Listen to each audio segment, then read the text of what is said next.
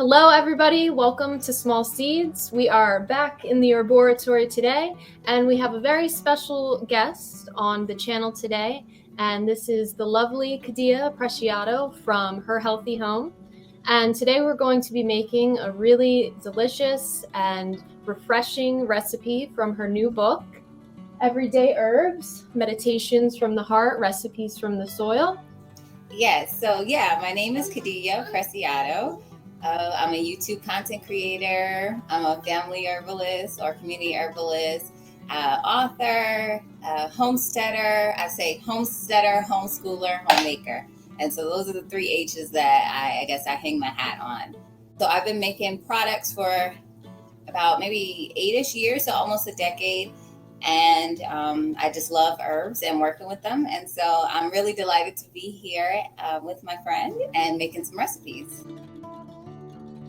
Yeah, so this book is actually, I was going to make a free download of some immune boosting recipes.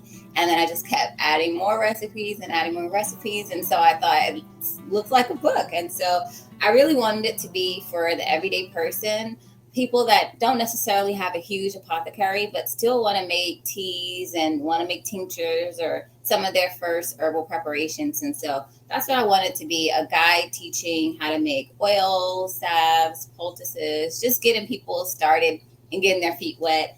And I love teas, so that's what most of the recipes are. But I wanted it to be one where it's not just one ingredient one time. So it's like 50 different ingredients and you just got to get one special ingredient for each recipe. So I wanted to use them multiple times and multiple ways. And so that's what it birthed into. And then I thought about sharing some recipes from other women herbalists, that are also moms as well. And so I have the contributors in the back, and one of them is our very own Madeline. Yes. So these are the lovely women who decided to collaborate, and I'm just so grateful. And I really want it to be, about unity and awareness. And so I'm so grateful for you also. And I'm grateful for you. And thank you so much. If you guys are new to either of our channels, KhadiYah was actually the first person to ever reach out to me on YouTube and collaborate with me. So it was really special when you asked me to contribute recipes to this book. And I'm happy to finally have you on my channel. Also, before we really get into it, I will put links down in the description to KhadiYah's website, where she sells some really amazing herbal products. I actually have some over here, and my favorite so far is the green tea facial toner. I use this every day, and I actually got a really bad poison ivy rash, and I've been using my salve, which is the one that's in this book, and on my face I got it too. I don't know if you could still see it. Luckily it wasn't itching, but I swear that this has actually helped with it too, and I feel like all the ingredients are really helpful for healing it, and I'm hoping it doesn't scar. But yeah, and I've been using your cranberry hibiscus body wash, and I really like this one too.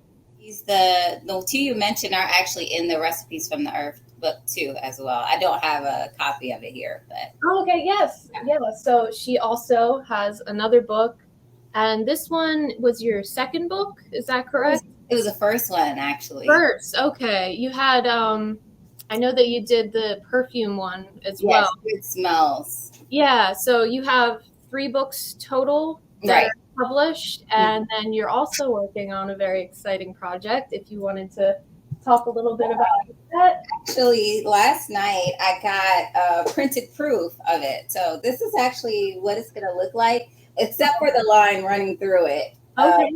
Yeah, and so it just says not for resale. That's what they do for drafts. And this is the back of it. But I'm just really excited about it because,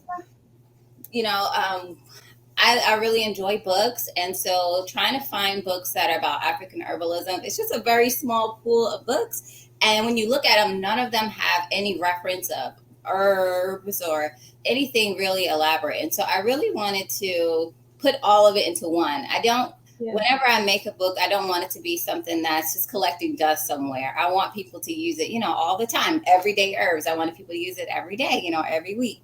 And so with this, I want it to be a reference for everything and to replace a lot of the books that, I have to put together. So some of the things that are in here, it is going to be more recipes, but I actually break it down by organs and systems. So this is just, I have some, let me go in here. Let's see.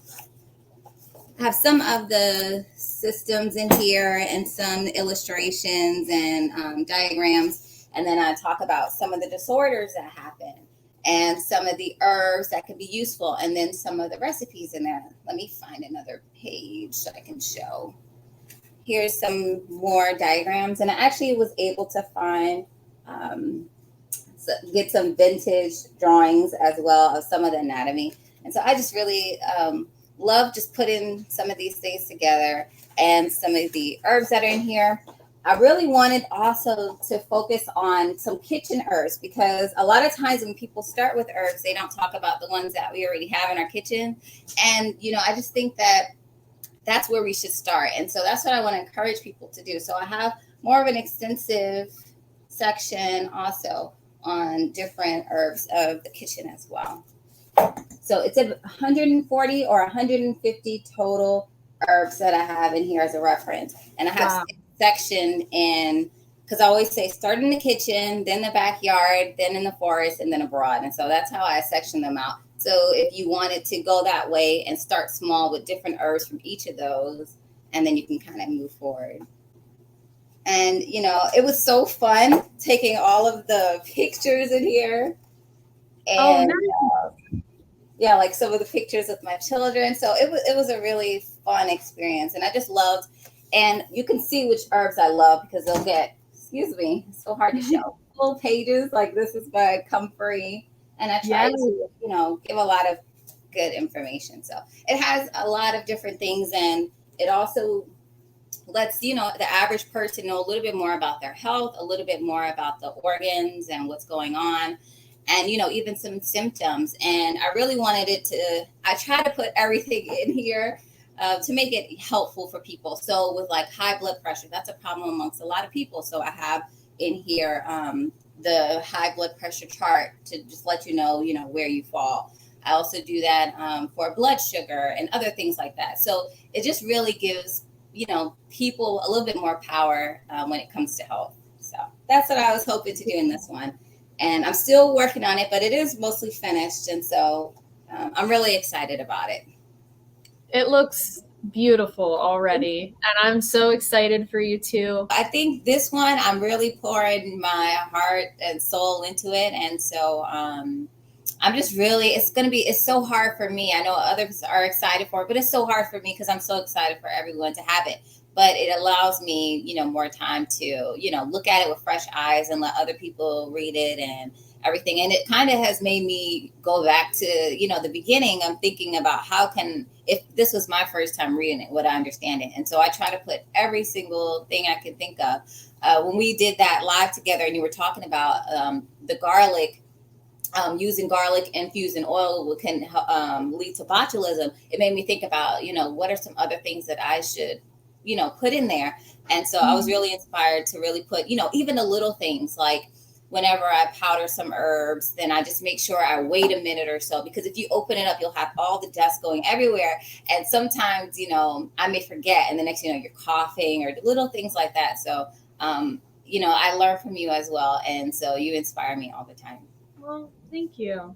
I'm glad that we can be here to inspire each other and boost each other up a little sometimes, Yes. It's nice. I feel like I made a friend through YouTube, and and I wouldn't have imagined. And so, that's it, just to have connection with other people, yeah, it's wonderful. It is. It's lovely. So yeah.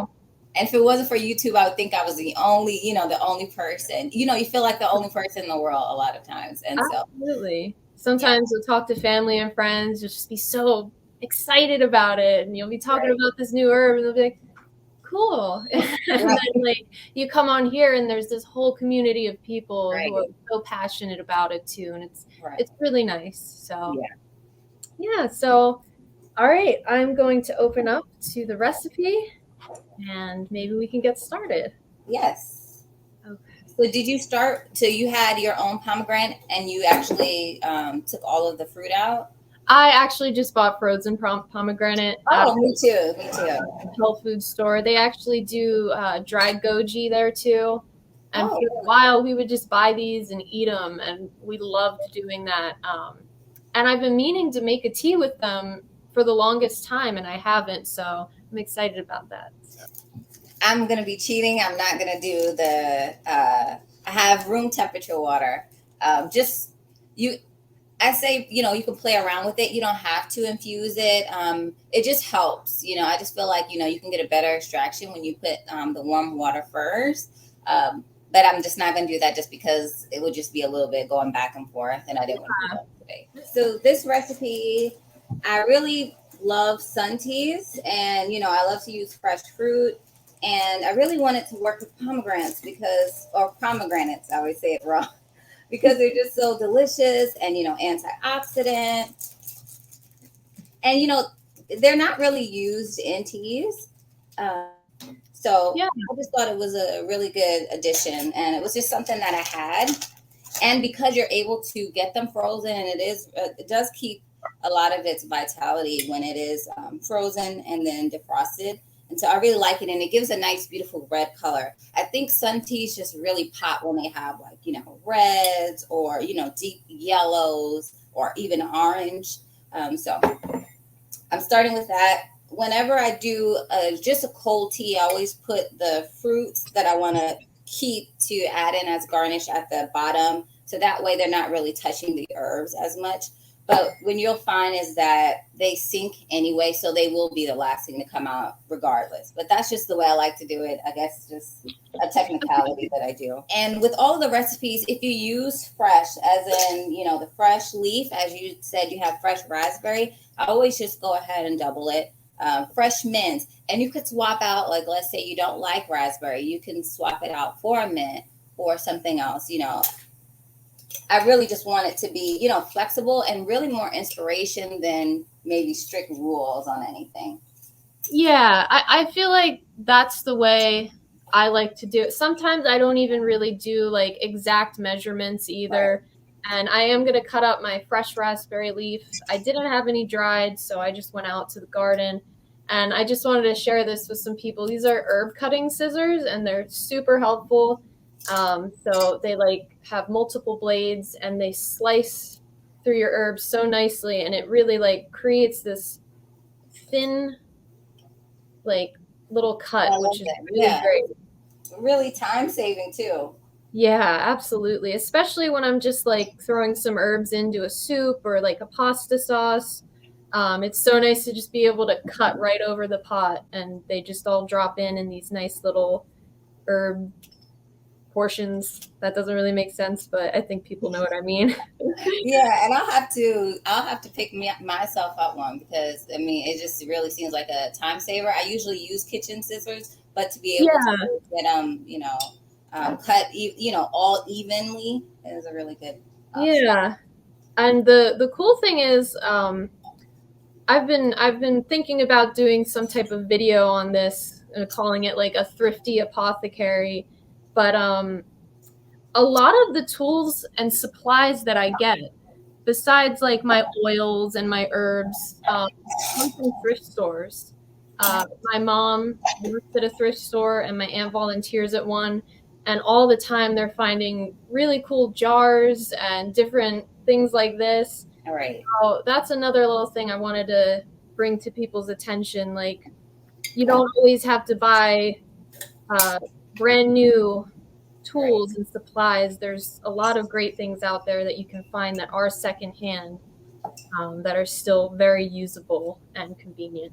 Right. Yeah. And I love that too. One of the things that I had to share actually is we bought lemonade, and it came in glass. And so this is actually what I'll use to put it out there on the table, and people can pour with it. And so I'm always sharing, or always saving and recycling my old jars too, especially the ones that look as cool as this, with this, like, interesting ridges and whatnot.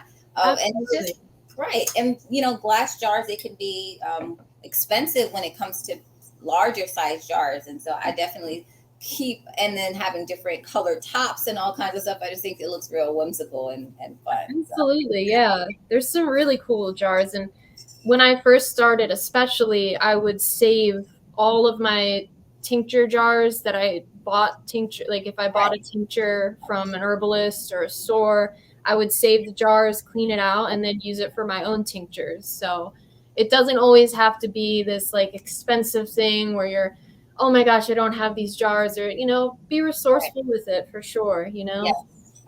That's an excellent word. Yeah. Be resourceful. Yeah. And use it to have. So I am adding in my raspberry leaf, and I'm going to do double because it's fresh. I'm glad you mentioned that too, because when you're using the fresh, just like you cut it up, it's really important that you do cut it up to help it out too. When you're using it in the recipes. I also put in rose hips, and I have the whole ones, but what would be better to do, I'm not doing it.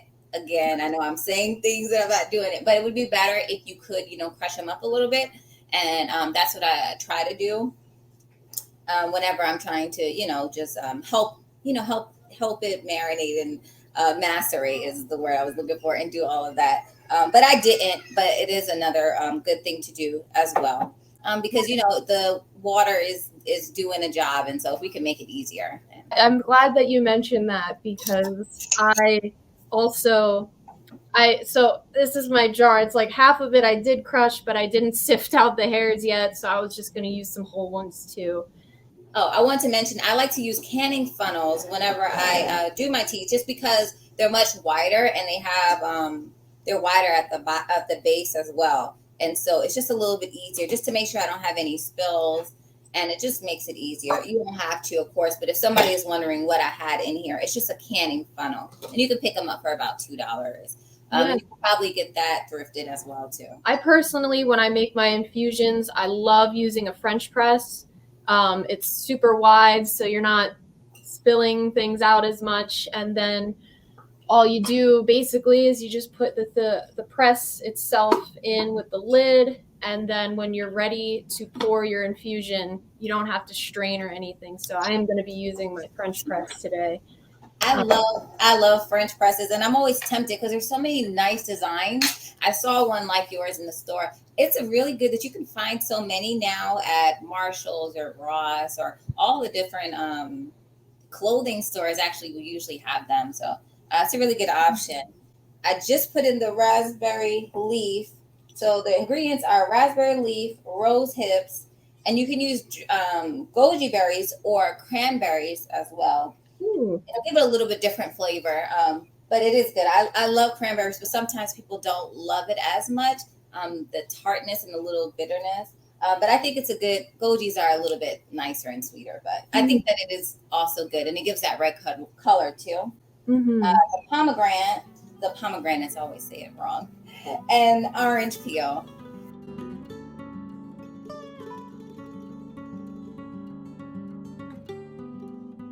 I'm also going to add those stevia, because I am making this for family, and some people are not tea drinkers, but I want them to try it, and so I'm going to put a little bit of stevia. Stevia is almost 50 times sweeter than sugar, so you don't need very much. But I'm going to put this in here just so it'll taste more like a fruit juice, or more like a Kool-Aid, or so, like one of the fruity drinks that have sugar in it. So it'll taste a little bit more palatable to the people who aren't used to more of a medicinal sun tea. Yeah, absolutely. When I'm making things for my daughter and my husband, I always have to add a little bit of honey in or something to kind of give it that more palatable flavor. But that's something I'm glad that you brought up, because as I was peeling my orange earlier, I was thinking that might even, like, juicing it first, that might be something that you can add in as a sweetener. Yeah, and when you defrost the fruit, definitely throw all of the juice in there too. Like if it starts defrosting, definitely don't throw it out. It's definitely more potent than most herbal infusions. So sometimes if people don't like it, my mom, she doesn't like it as strong. So she'll, add ice, or you can add water to it. So you can always, modify it. But I like a real nice, strong beverage. So Yeah, me too. it's up to you. So some of my favorites to put in these sun teas are nettle.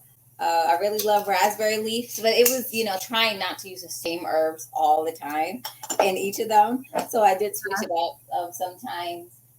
Olive leaf is a good one, or any herb that has more of a mild flavor. I also want to experiment with maybe using like a green tea in it, um, for those who don't mind the bit of caffeine. And then any kind of fruits. I love citrus in it, and berries in it are all really wonderful too. So really just play around with whatever you have fresh in the garden. Another thing that you could do too is on some of the recipes. So on this one, I said you can mix it. You can even add maybe blackberries or so. Like once you're finished, add some blackberries or other berries. Some other ones, I recommend adding like pineapples in it. So even like adding pineapples can add sweetness too. And so Yeah. it's really fun, and you'll realize, what flavors you really like, and you can, make the recipes even better to what you prefer. So whenever I make them, I always get whatever mason jar I'm going to use to make it, and then I'll just get a replica of it just of water. But because I have this big jar here, I'm using more water. Sometimes you'll have a little bit left, but I go ahead and fill it up pretty much to the top. Okay. Yeah. And you can see it already has color. Wow. Yeah. And as you see, the herbs float, and then there's fruit at the bottom. And so this would probably be what I would use for garnish. Okay. Yep. And so I'm just going to put my top on, and then I just shake it, and you can put it out in the sun, or, if it's raining, or it's cloudy, or you just want to put it in your fridge, you can do that too. And even though you shake it, the herbs will still, always go to the top anyway. Another thing that you can do, so for like the pomegranates, you could crush them up with a mortar and pestle, but I just didn't want to do that because mine's wooden and I don't want to risk it getting stained. But if you do have one that you don't have that problem, or if you have like a black one or so, you can also do that too. And you don't have to, but it just, it all just helps it to infuse quicker. So it depends on how much time I have. I might take the extra steps, and other times I won't.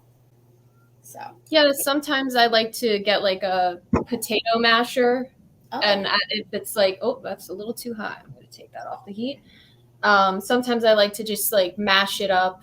If I'm making something like a decoction, I'll definitely use a potato masher and get in there nice. So I'm going to do my best not to spill this. All right. A bit of raspberry leaf left over. This one is a half a gallon, so I think it's about 4 times as much as yours. Oh, okay. Yeah, I made a big one. Usually when I make mine, I wanted to make a smaller one. I wanted to have small batches because when someone's trying it for the first time, so this is really what the recipe is made. But usually when I make it, I know I like it, so I go ahead and do this one. Or if I'm taking it to a party or something, then I'll do the big one. Okay. Another cool thing about French press is you can kind of stir it a little bit and then mash it kind of too. Mm-hmm. Oh yeah, I already see that color. Beautiful. So, do you have any did you have any inspiration from anything when coming up with this recipe? Not really. I really wanted to make sure I had some really good teas for for all the different seasons. And so I just put together things that I thought I just always kind of tasted in my mind first. And then I made it and I was like, oh, I really like it. And so usually it's boring. And but most of the time when I make my recipes, they usually come out perfect the first time.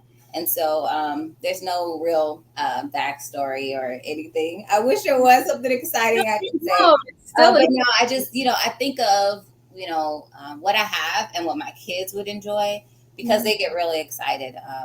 And this is their summer drink. And so, yeah, I'm excited to put this over ice, especially today. And then I think I'll probably make a bigger batch too, because anytime I make a herbal tea, infusion, anything, my daughter just comes up. She's like, "Let me try," and she ends up drinking the whole thing usually. So I will probably make a bigger batch. And another recipe I'm really excited to try out for the summertime is your hawthorn fruit punch. That just looks so refreshing and lovely. Thank you. This one right here. I get confused with the screen. But there's just so many wonderful recipes. I really encourage everybody to check this book out and order it if you can.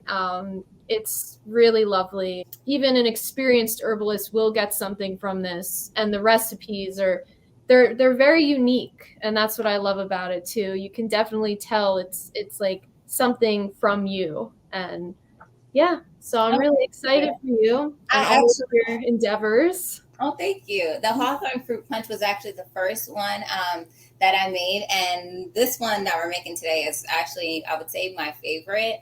But all of them are, even though, they have similar components, they're made the same way, but they're all real different.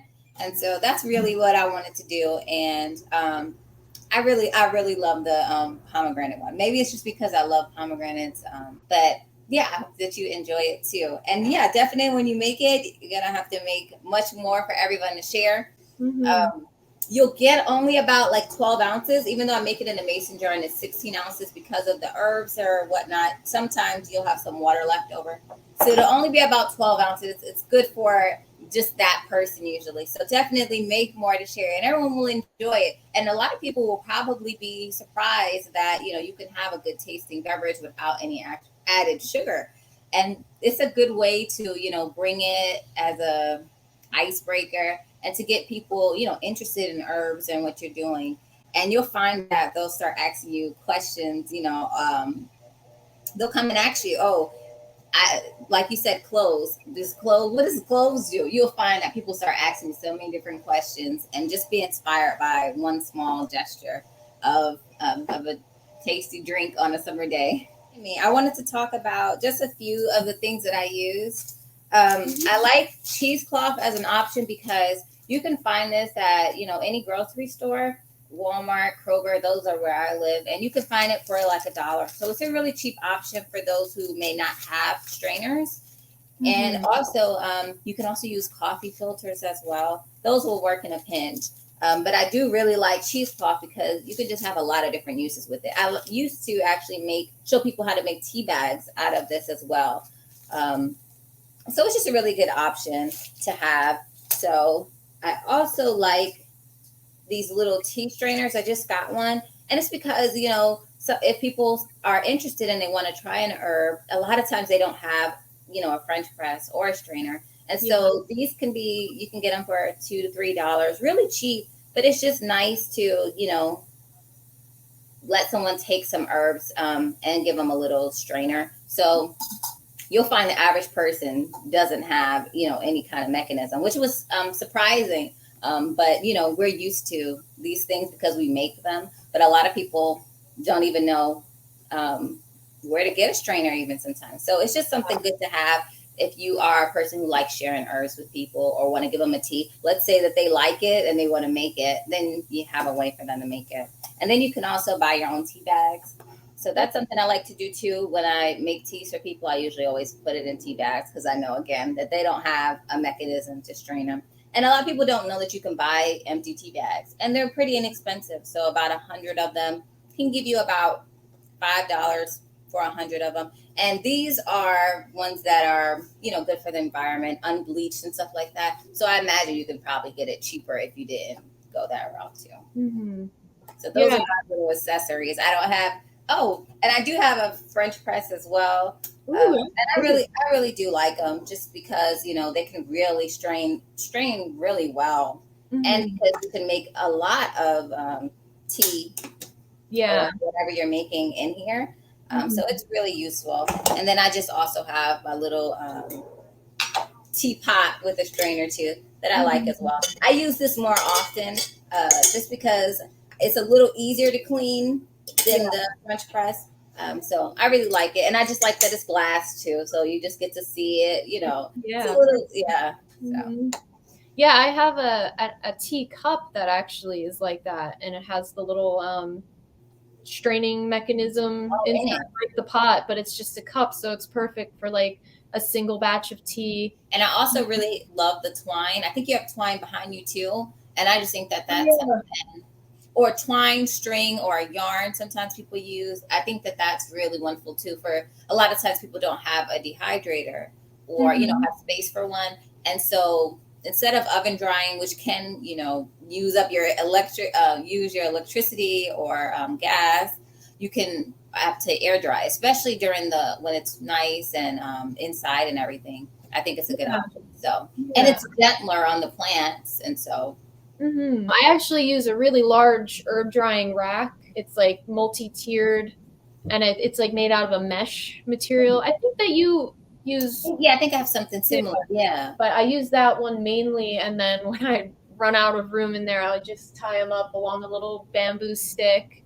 And then I did get a dehydrator, actually from the thrift store again. It was like brand new, never used before. But then I looked it up, and I think that the retail price for it was like $30. So even that, like compared to some of the higher end dehydrators, it's pretty affordable when you think about it in comparison, at least. So yeah, I got my dehydrator. My mom actually got it for me. It was on sale. It was $20 at Aldi. And okay. So, yeah, and it works. It has 5 tiers, and I can move low to medium to high, and so it works just perfectly fine for when I need it. And it has more than enough room to do a batch or so. So yeah, you don't have to get the most expensive at all. Yeah, because it really does work well. The one I use is like Hamilton Beach. That's like the brand name of it.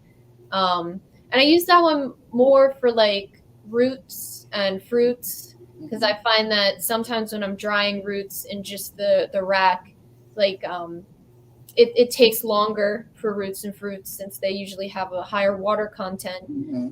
So being able to just throw them in the dehydrator makes all the difference, and it's so much quicker. But mainly for leaves, I like to use the hanging method or the herb drying rack and stuff. Yeah, me too. Yeah. And some things don't take very long at all. I was drying my aunt was looking through my book, and she said she wanted to try the Pomegranate Goji Tonic. And she said, can you send it to me? And so I said, okay. And so I was drying those pomegranates. Oh, it took forever, as you can imagine. So yes, it does take a very long time with fruits. And especially if you put it on low. I always put it very low. I think that that's important so that you don't lose too many of the nutrients, and just make sure you monitor it. But I really do think dehydrators are great and serve a purpose when you need them. Absolutely. So I wanted to ask you if you could say something to a beginner herbalist who doesn't really know where to start out, or if you have some words of encouragement. I thought it would be nice for somebody out there to hear it. So if you have anything to say like that, I'd love to hear. And I think some other people might find it very helpful as well. Yeah. I would think if I started again, the most important thing isn't, buy all the herbs, it's more about just taking time with one individual herb that you like, maybe, and then decide to grow it, cook it multiple ways, try a lot of different things with it. And so it's not always about, the fanciest herb. That's why I always say start with the kitchen herbs or what you like to already drink, and try growing that, and just take time, just have it, as a simple, and try it in a herb infused honey or an oil, and just really get to know the plants.